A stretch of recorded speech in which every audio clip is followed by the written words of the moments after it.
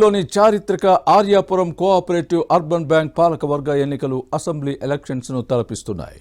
NDA కూటమి పార్టీలతో పాటు వైసీపీ బలపరిచిన ప్యానెల్స్ పోటీ చేస్తున్నాయి.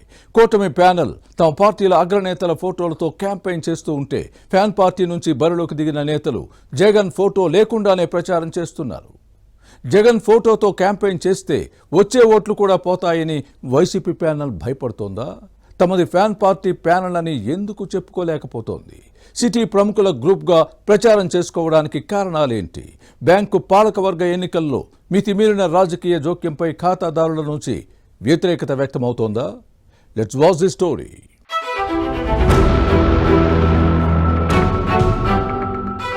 రాజమండ్రి ఆర్యాపురం కోఆపరేటివ్ అర్బన్ బ్యాంకుకు చారిత్రక నేపథ్యం ఉంది.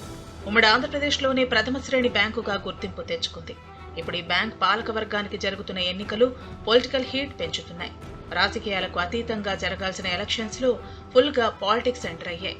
ఎన్డీఏ కూటమి పార్టీలతో పాటు వైసీపీ బలపరిచిన ప్యానెల్స్ పోటీ చేస్తున్నాయి. రెండు ప్యానెల్స్ హోరాహోరీగా పోరాడుతున్నాయి.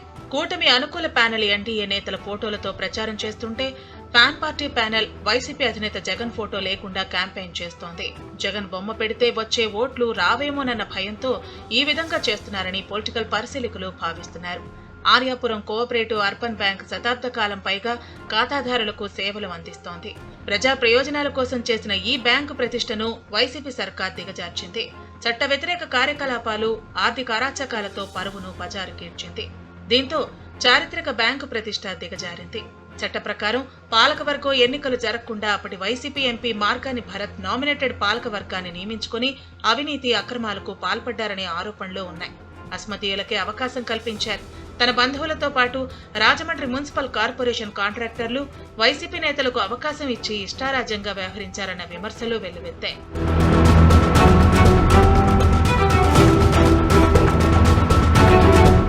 బ్యాంకు భారీగా ఆర్థిక లావాదేవీలను నిర్వహిస్తోంది. ఏటా దాదాపు 1080 కోట్ల టర్నోవర్తో నడుస్తోంది. 79,000 మంది ఓటర్లు ఉన్న రాజమండ్రిలోని ఆర్యాపురం కోఆపరేటివ్ అర్బన్ బ్యాంకు కొన్నేళ్లుగా రాజకీయాలకు వేదికగా మారింది. ఈ నెల 20న జరగనున్న పాలకవర్గ ఎన్నికలకు పోలింగ్ జరగనుంది. ఈ తరుణంలో ఆసక్తికర రాజకీయ పరిణామాలు జరుగుతున్నాయి. బ్యాంక్ అభివృద్ధి, ఖాతాదారుల సేవ కంటే వ్యక్తిగత ప్రయోజనాల కోసం ఆరాటపడేవారే ఎన్నికల్లో పోటీ చేయటం విమర్శలకు తావిస్తోంది. బ్యాంకు వేదికగా కొనసాగుతున్న రాజకీయాలు ఖాతాదారులకు ఆందోళన కలిగిస్తున్నాయి. పాలకవర్గ ఎన్నికల ముసుగులో అవినీతి అక్రమాలకు పాల్పడే రాజకీయ నేతలే బ్యాంకు కార్యకలాపాల్లోకి ప్రవేశించి ప్రయత్నం జరుగుతోంది. దీంతో బ్యాంకు ఆర్థిక ప్రగతి దిగజారే ప్రమాదం ఉంటుందన్న ఆందోళన వ్యక్తమవుతోంది. 5 ఏళ్ల విరామం తర్వాత జరుగుతున్న బ్యాంకు పాలకవర్గ ఎన్నికల్లో గతంలో అవినీతికి పాల్పడిన వారు మళ్లీ బరిలో ఉన్నారు. అసెంబ్లీ ఎలక్షన్ను తలపించేలా హోరాహోరీ ప్రచారం చేస్తున్నారు. బరిలో దిగిన అభ్యర్థులు భారీగా ఖర్చు చేస్తున్నారు. ఎన్నికలు ఏకగ్రీవం కావాలని ఖాతాదారులు భావించినప్పటికీ రాజకీయ స్వార్థంలో కొందరు నేతలు ఎన్నికల్లో తలపడుతున్నారు.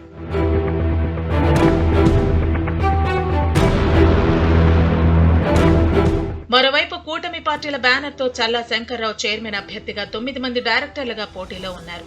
ఎన్నికల ప్రచార కరపత్రంపై ప్రధాని మోదీ, ముఖ్యమంత్రి చంద్రబాబు, ఉప ముఖ్యమంత్రి పవన్ కళ్యాణ్ ఫోటోలతో పాటు స్థానిక ఎంపీ పురంధేశ్వరి, మంత్రి, ఎమ్మెల్యేలు, టీడీపీ, బీజేపీ, జనసేన ముఖ్య నేతల ఫోటోలను ముద్రించారు. కూటమి ప్రభుత్వం అధికారంలో ఉండటంతో కూటమి బలపరిచిన ప్యానెల్ను ఖాతాదారులు గెలిపిస్తారనే ధీమాతో అభ్యర్థులు ఉన్నారు. మరోవైపు వైసీపీ నేతలు మాత్రం పార్టీని పక్కన పెట్టి నగర ప్రముఖులు బలపరిచిన ప్యానెల్ గా బరిలో దిగారు.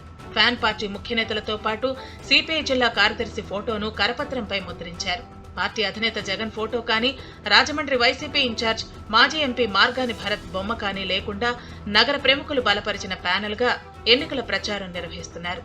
ప్యానెల్ చైర్మన్ అభ్యర్థి నందపు శ్రీనివాస్ తో పాటు డైరెక్టర్ పోస్టులకు పోటీ చేస్తున్న వారంతా వైసీపీ నేతలే. కానీ ఎన్నికల ప్రచారంలో మాత్రం పార్టీ బలపరిచిన ప్యానెల్ గా చెప్పుకోలేకపోతున్నారు.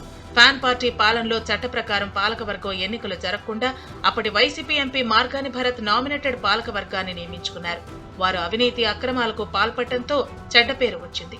నామినేటెడ్ పాలకవర్గంలో అప్పటి వైసీపీ ఎంపీ భరత్ తన బంధువులు రాజమండ్రి మున్సిపల్ కార్పొరేషన్లో కాంట్రాక్టర్లతో పాటు పార్టీ నేతలకు స్థానం కల్పించారనే విమర్శలు వచ్చాయి. దీంతో ప్రస్తుత ఎన్నికల్లో పోటీ చేస్తున్న వైసీపీ ప్యానెల్ మాజీ ఎంపీ మార్గాని భరత్ ప్రమేయం లేకుండా చూస్తున్నారు.